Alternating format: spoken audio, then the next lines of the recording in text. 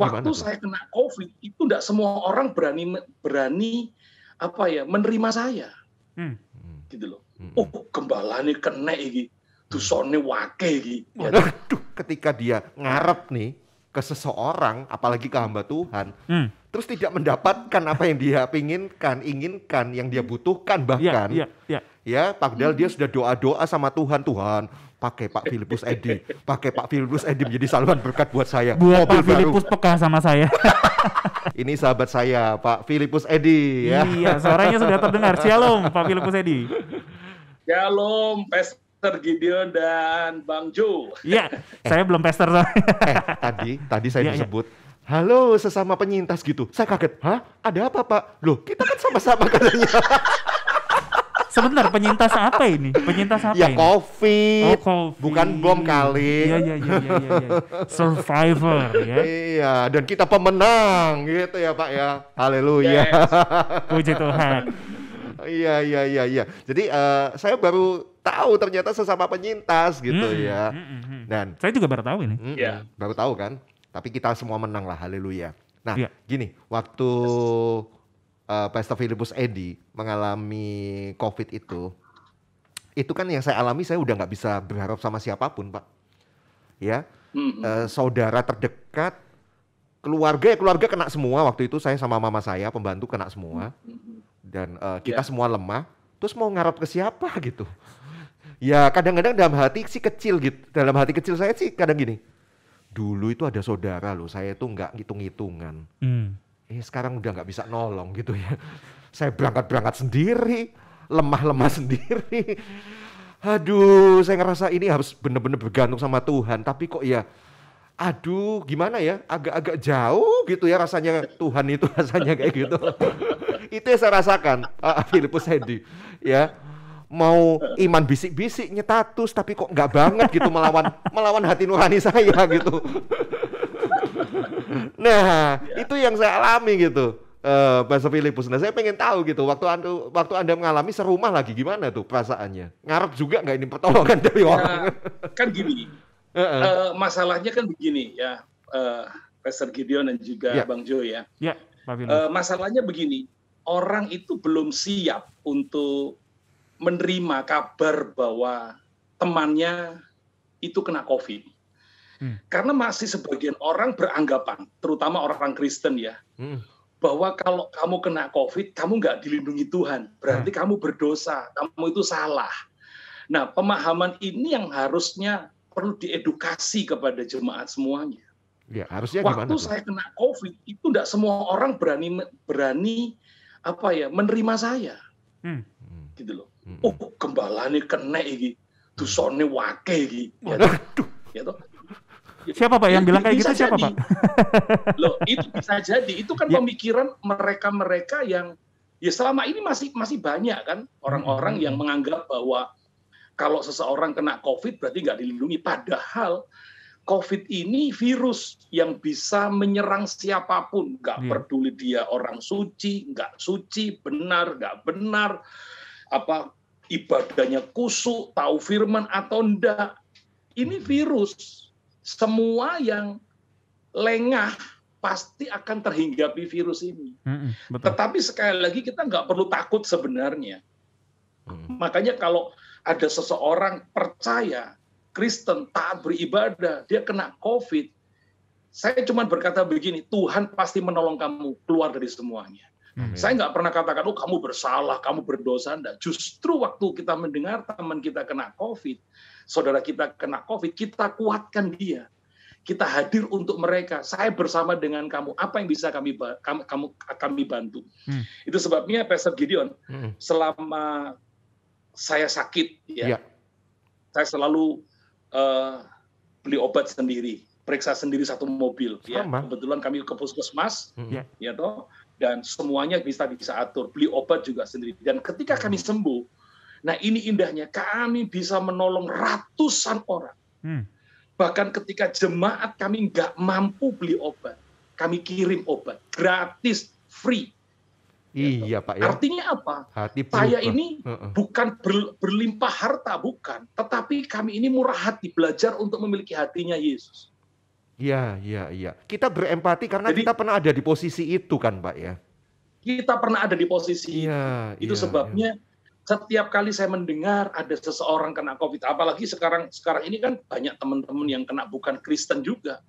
Saya selalu WA dia, aku dengar kamu begini, nggak usah takut, ya toh, apa yang bisa saya bantu? Obat kamu apa? Dia bilang, oh aku udah beli, oh ini keliru, obatmu harus pakai ini. Saya nggak perlu nyebut merek ya. Iya. Tetapi obat yang saya berikan itu, ya sekalipun tanpa resep dokter, artinya obat itu bukan obat cacing yang lagi viral itu, enggak. Saya nggak kasih obat cacing. Tapi kasih obat yang hari ini juga beredar luas lewat IG-nya Pak Jokowi. Itu hari ini kalau nggak salah itu keluar obat-obat yang harus diminum. Itu sama dengan yang saya berikan. Dan hasilnya apa? 3-4 hari langsung enak. Puji Tuhan. Saya tanya, kamu punya uang enggak? Kalau kamu enggak punya uang, aku minta alamatmu. Saya kirim. Hari ini, sejak semalam kami sudah telepon Halodoc untuk dikirim obat ke beberapa tempat. Dan puji Tuhan mereka semua sudah terima. Puji Tuhan. Itu efek ya, jadi kalau kita jadi penyintas itu enaknya apa? Kita bisa menolong. Kita bisa membantu. Betul. Karena bisa lolos dari COVID ini, waduh, syukur banget. Itu anugerah. Iya, anugerah. Pastor Gideon tahu, anak saya yang nomor 1 itu harus opnam di rumah sakit. Saya harus nganter dia dalam kondisi saya kena COVID, anak saya kritis, saya nganter ke rumah sakit. Loh, mama saya 91 tahun, Pastor, kena COVID dan saya harus nganter sendiri pada saat saya kena COVID. 91 tahun mama saya. Anak saya nomor 2 itu kritis. Saturasinya itu di bawah 90. Saya punya tabung 1, sampai sewa 5 tabung. Waktu itu masih murah, sewa cuman taruh uang 1 juta. Kenapa saya harus sewa 5? Karena setiap 1 jam mesti ganti, dan saya harus dalam kondisi sakit itu saya harus cari pengisian tabung. Kebetulan ada dekat di rumah, tapi petugasnya sering nggak ada. Di dekat rumah ada 100 meter itu dari rumah saya pengisian, tapi orangnya selalu nggak ada karena itu cuma cabangnya, dia tempat bagian untuk nganter-nganter tok, jadi di dropping. Jadi saya harus pergi ke Kertajaya itu, akhirnya saya sewa 5. Jadi kalau habis 2 langsung saya cari. Karena apa? Setiap jam anak saya itu butuh tabung.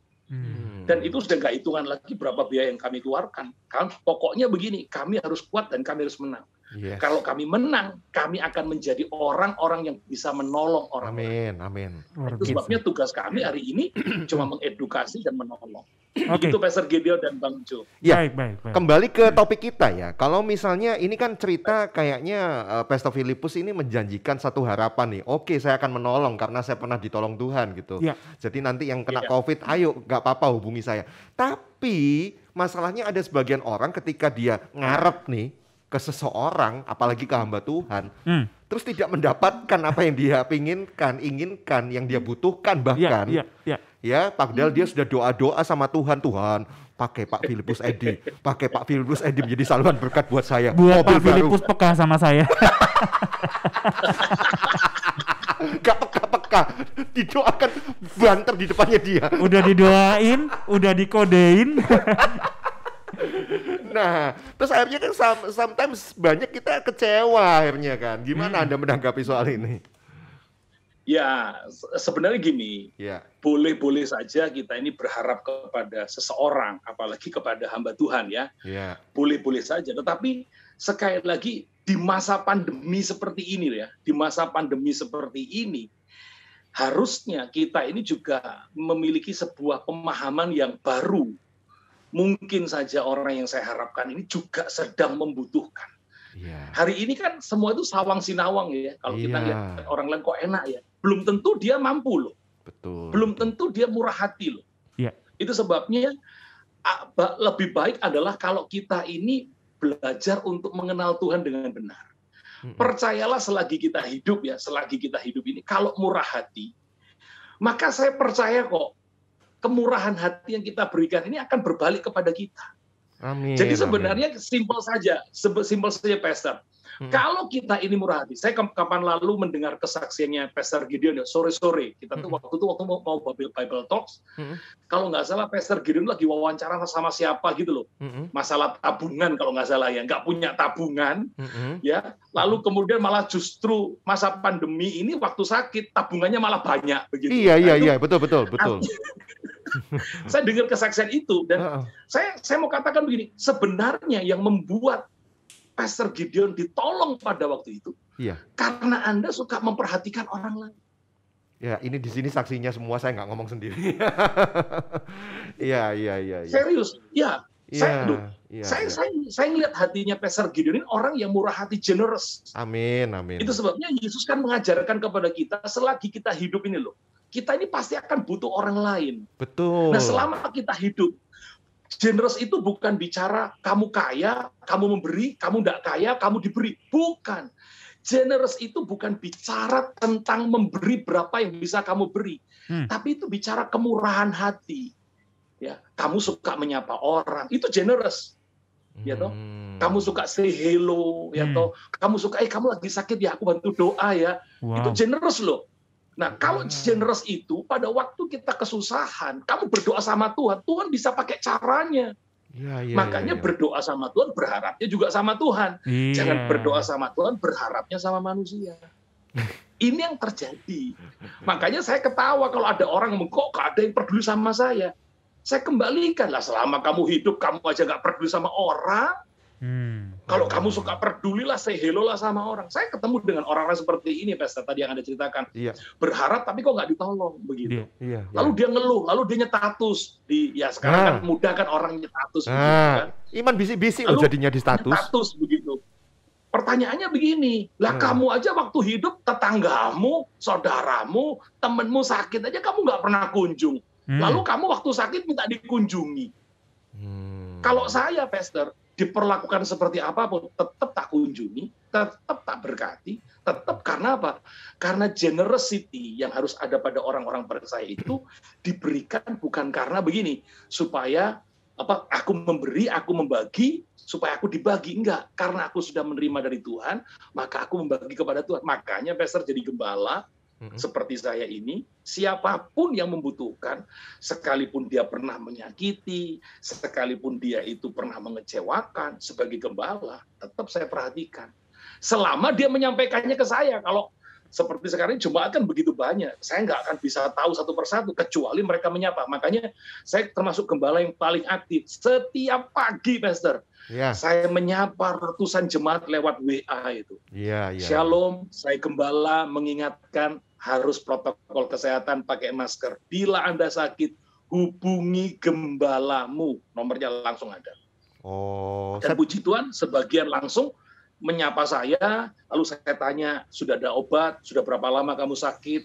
Perlu saya doakan? Perlu obat nggak? Obatnya apa? Nah, itu cara saya untuk bisa terus menolong jemaat. Kalau nunggu disapa ya, kalau mungkin saya harus tahu, nggak mungkin tahu. Tapi kalau saya disapa, saya pasti tahu. Itu yang saya speechless saya. Bisa saya jadi jemaatnya Bapak Filipus Edi loh. Pak, kapan ya saya dibaptis ulang? Boleh, Pastor Gideon. Sebenarnya berjemaat di BMC itu, ini sedikit promosi. Kita ini mungkin nggak banyak. Saya itu hanya meniru ayah saya, almarhum ayah saya. Jadi kalau menjadi jemaat aktif di BMC ya, jemaat aktif di BMC, Anda jemaat aktif, sungguh-sungguh beribadah saja, sungguh-sungguh beribadah, gak banyak alasan. Meninggal dapat peti mati terbaik, dapat tanah makam, wis gak usah mikir kuburan, ambulan, pelayanan, semua free dari gereja.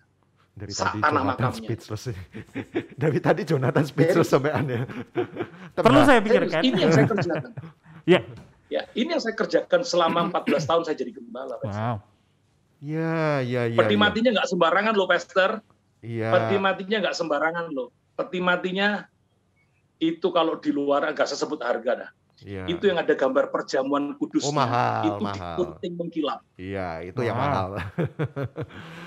Baik. Saya pikir setiap pagi menyapai jemaat, Shalom, saya Filipus Edi, gembala saudara, bila Anda sakit, berdoalah kepada Tuhan Yesus. Tiap hari. Ya. Enggak, maksudnya hanya tadi kan hari ini saja, karena kebetulan habis saya rusak, lagi load, lagi diperbaiki sistemnya, karena overload datanya, hari ini aja saya nggak kirim. Biasanya saya kirim. Pagi ini aja saya udah minta maaf karena tidak bisa kirim apa-apa karena HP-nya lagi diperbaiki. Ya. Itu kan menunjukkan kepedulian gitu ya. Enggak, maksud saya tadi gini loh. Tadi kan bahasanya yang dikirimkan di WA, kalau Anda sakit, hubungi gembala. Saya pikir kan tulisannya gini, kalau Anda sakit, berdoalah kepada Tuhan Yesus saja. Ya, jadilah pribadi yang dewasa rohani. Jangan sedikit-sedikit cari saya sebagai pendeta. Enggak ya, ternyata ya. Baik. Saya speechless hari ini, luar biasa. Luar biasa, mantap. Memang hanya seorang penyintas yang bisa tahu rasanya orang yang kena sakit itu gimana dan hatinya so rindu untuk menolong. Iya. Mungkin boleh kasih kesimpulan deh, Pak Filipus Edi ya. Bagaimana sih kita sikap kita sebagai orang percaya ya? Saat kita saya minta tolong, saya udah pernah menolong dia, tapi ternyata dia tidak menolong saya lagi, apalagi di kondisi yang seperti ini. Harus gimana saya? Silakan Pak. Ya, kesimpulannya itu begini. Mari bersama-sama dalam hidup ini ya. Kalau kita ini ingin mendapatkan pertolongan yang tidak terduga, sebenarnya Tuhan itu mengajarkan kita lebih diberkati memberi daripada menerima. Yes. Kadang-kadang pemahaman ini itu hanya dipahami memberi dalam arti begini loh, sesuatu yang berupa fisik begitu loh. Sebenarnya enggak. Kenapa Tuhan katakan lebih diberkati memberi daripada menerima? Ketika kamu dapat kesempatan hari ini menjadi orang-orang yang sehat, memiliki kekuatan, Tuhan mau dalam posisi yang seperti ini kita ini menjadi orang-orang yang murah hati. Jadi berbuat yang baik, melakukan yang baik, suka menolong, suka menyapa. Ini itu akan berdampak kepada apa? Di situasi yang dimana kita nggak pernah inginkan, situasi yang sulit, kita akan mendapatkan yang sama. Iya. Jadi simple sekali. Jadi kalau kita ini sebagai orang percaya dikasih kesempatan hari ini hidup sehat, ayo kita menyapa. Jadi pertemanan itu bukan untuk memanfaatkan orang itu. Pertemanan itu adalah pertemanan itu adalah kenapa? Pertemanan saya dengan Tuhan juga bukan untuk memanfaatkan Tuhan, ya kan? Tapi saya sudah dapat manfaat dari Tuhan nih gitu.